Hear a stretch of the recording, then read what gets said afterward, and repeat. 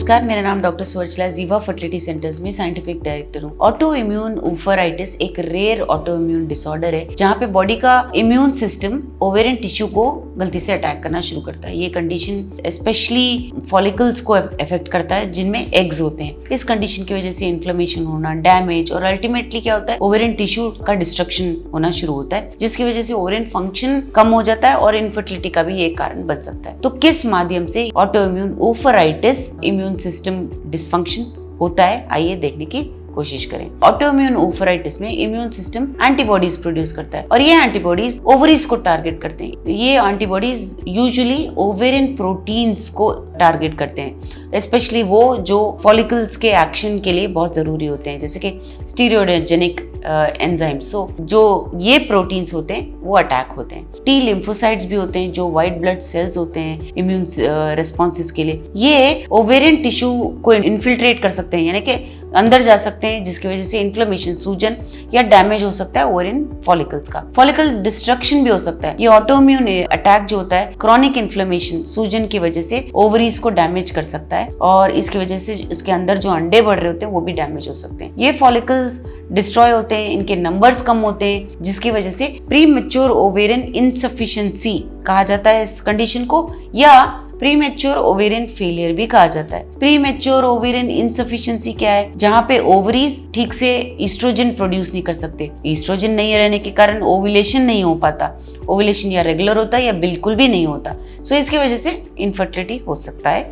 इसे premature ovarian insufficiency कहा जाता है। हार्मोनल इम्बैलेंस भी हो सकता है। अब ये ओवेरियन फॉलिकल जब इफेक्ट होता है उसमें नॉर्मल सेक्स हार्मोन्स प्रोड्यूस नहीं हो पाते, स्पेशली प्रोजेस्टेरॉन, ईस्ट्रोजन ये प्रोड्यूस नहीं हो पाते। और जो हाइपोथैलेमिक पिट्यूटरी ओवेरियन एक्सिस जो देखते हैं आप, वो अगर डिस्टर्ब हो जाता है तो इर्रेगुलर पीरियड्स हो सकते हैं या पीरियड्स बिल्कुल बंद भी हो सकते हैं और इसके कारण फॉलिकल स्टिमुलेटिंग हार्मोन बहुत ज्यादा हो जाता है महिलाओं में, क्योंकि ऑटो इम्यून ओवराइटिस में पिट्यूटरी ग्लैंड ज्यादा FSH रिलीज करने की कोशिश कर रहा है अंडर एक्टिव ओवरीज को काम कराने के लिए। वो एक्टिव नहीं है बट ज्यादा FSH प्रोड्यूस करने की कोशिश कर रहा होता है। इसलिए इन महिलाओं में जिनमें ऑटोइम्यून ओवराइटिस है उनमें elevated levels of follicle stimulating hormone होते हैं। सो सिम्टम्स क्या हैं? सिम्टम्स तो आप समझ ही गए होंगे, इरेगुलर पीरियड्स का होना या पीरियड्स का बिल्कुल नहीं हो पाना। और सिम्टम्स क्या होते हैं? ईस्ट्रोजन जब डेफिशिएंसी है तो हॉट फ्लैशेस होना, वजाइनल ड्राइनेस होना, मूड चेंजेस होना, इनफर्टिलिटी, पीरियड्स ठीक से ना होना हो सकता है।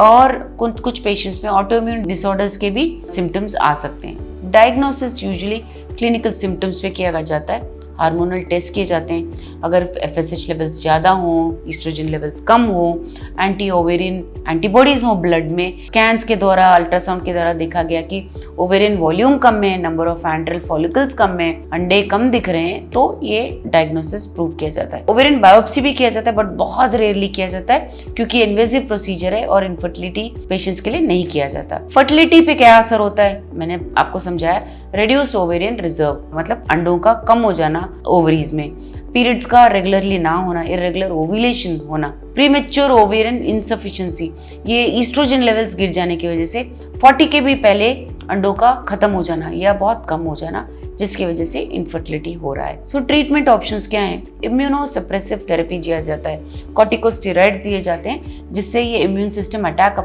ओवरीज पे नहीं करता, कम कर हो जाता है। इफेक्टिवनेस ऑफ कोर्स अप्रोच पे है। तो कैसे दिया जाता है, प्राइमरी ट्रीटमेंट कैसे दिया जाता है देखा जाता है। एंड यूजुअली ये इनफर्टिलिटी के लिए प्राइमरी ट्रीटमेंट नहीं है। सो हार्मोन रिप्लेसमेंट थेरेपी भी दिया जाता है ये मैनेज करने के लिए, ईस्ट्रोजन डेफिशिएंसी के लिए। Long term consequences specially osteoporosis में हड्डियों से कैल्शियम का कम हो जाना, ऑस्टियोपोरोसिस के आसार हैं। सो ये भी दिए जाते हैं HRT हार्मोन रिप्लेसमेंट थेरेपी, लेकिन HRT की वजह से फर्टिलिटी वापस नहीं आता। असिस्टेड रिप्रोडक्टिव टेक्नोलॉजीज, जब ये सारे काम नहीं कर रहे होते लेकिन मेन पॉइंट है प्रेग्नेंट होना, तो ऑटो इम्यून ओवराइटिस महिलाओं को IVF के ऑप्शन दिए जाते हैं, क्योंकि उसमें अगर ओवेरियन इनसफिशिएंसी भी है, कम भी है, तो मेडिकेशंस द्वारा जितने भी उतने एग्स को रिट्रीव किया जाता है और आईवीएफ के द्वारा एम्ब्रियोज बनाने के बाद प्रेगनेंसी के चांसेस बढ़ाए जाते हैं। ऑटो इम्यून ओवराइटिस एक चैलेंजिंग कंडीशन है जहां ओवेरियन फॉलिकल्स कम हो जाते हैं, प्रीमेच्योर ओवेरियन इनसफिशिएंसी हो सकता है, लेकिन डायग्नोसिस मैनेजमेंट बहुत ज़रूरी है। हार्मोनल इम्बैलेंसेस को ठीक करना ज़रूरी है, ऑटो इम्यून कंडीशन को कम करना ज़रूरी है। लेकिन अगर ये सबके बावजूद प्रेगनेंसी नहीं आ रहा है तो असिस्टेड रिप्रोडक्टिव टेक्नोलॉजीज आईवीएफ द्वारा आपको प्रेगनेंसी की कोशिश ज़रूर करनी चाहिए। इसके बारे में और जानकारी के लिए अवश्य जीवा फर्टिलिटी सेंटर से। Thank you. हमने इस वीडियो को बनाने में बहुत मेहनत की है, ज़रूर हमें सब्सक्राइब और लाइक कीजिए। Thank you.